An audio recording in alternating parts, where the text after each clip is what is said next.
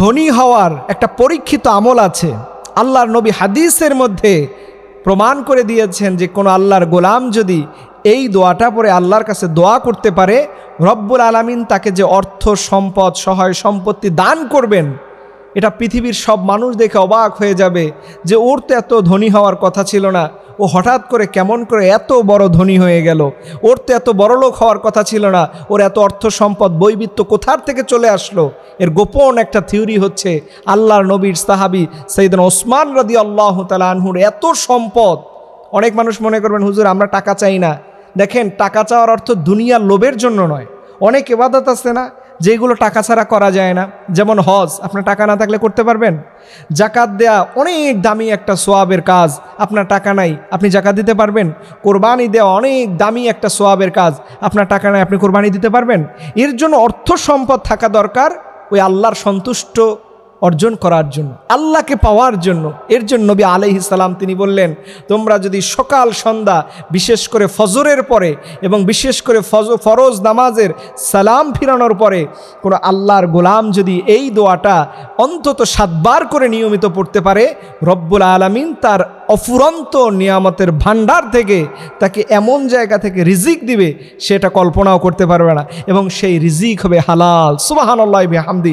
এর জন্য ভাইয়েরা আমার, আমরা সেই রাসূলুল্লাহর দোয়াটা মুখস্থ করে নিব এবং আমার সাথে সাথে আপনারা বলতে থাকবেন। আমরা দোয়াটা এখনই শিখে ফেলব, আল্লাহর কাছে যেন আমরা এই দোয়ার মাধ্যমে দোয়া করতে পারি এবং আল্লাহ পাক যেন এখান থেকে আমাদের একটা হালাল রিজিকের ব্যবস্থা করে যায়। নবী করিম সাল্লাল্লাহু আলাইহি ওয়াসাল্লাম হাদিসের মধ্যে এই দোয়াটা অত্যন্ত সুন্দর করে তিনি বললেন।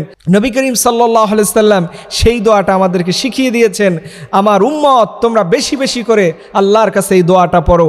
নবী করিম সাল্লাল্লাহু আলাইহি ওয়াসাল্লাম সেই দোয়াটা আমাদেরকে শিখিয়ে দিয়েছেন, আল্লাহুম্মা কফিনি বিহালালিকা আন হারামিক ওয়া আগনিনি বিফাদলিকা আম্মান সিওয়াক।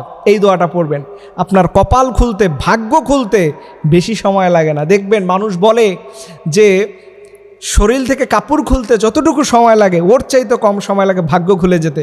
আল্লাহ যদি একবার আপনার কপালটার দিকে তাকায় আপনি সাকসেস হয়ে যাবেন। এখন সেই তাকানোটা নিয়ে আসতে হবে। তো আল্লাহর প্রতি বিশ্বাসও থাকতে হবে। দোয়া করার আগে আপনার হৃদয়ের মধ্যে সর্বোচ্চ আল্লাহর প্রতি বিশ্বাস থাকতে হবে এবং আল্লাহর প্রতি আনুগত্য থাকতে হবে এবং রাসূলুল্লাহর হাদিসের প্রতি ঈমান থাকতে হবে। এই দুইটা জিনিস যখন কম্বিনেশন হবে আর আপনি বাহিরে প্রচেষ্টা করবেন, পরিশ্রম দিবেন আর দোয়া করবেন, আল্লাহ পাক ধনী বানাই দিবে। এর জন্য দোয়াটা আবার বলে দিচ্ছি, আল্লাহুম্মা কফিনি বিহালালিকা আন হারামিক ওয়া আগনিনি বিফাদলিকা আম্মান সিওয়াক। এই দোয়াটা পড়েন। কপাল যদি খুলতে মনে চায় যে হুজুর না আমার জাকাত দিতে মনে চায়, আমার হজ করতে মনে চায়, মানুষকে দান সাদাকা করতে মনে চায়, তাহলে আপনি এই অর্থ সম্পদ দরকার আছে, এটার মাধ্যমে ইসলামকে উপকার করতে পারবেন। আর আপনার কোনো ক্ষমতা নাই, ইসলামের কোনো কাজও আপনি করতে পারবেন না। এর জন্য আসুন আমরা নিয়মিত করে আল্লাহর কাছে হৃদয় দিয়ে বেশি বেশি এই দোয়াটা করি। রব্বুল আলামিন যেন আমাদের সবার জীবনের নেক মাকসাদগুলোকে রহমত দ্বারা পরিপূর্ণ করে দেয়। সকলে আমিন।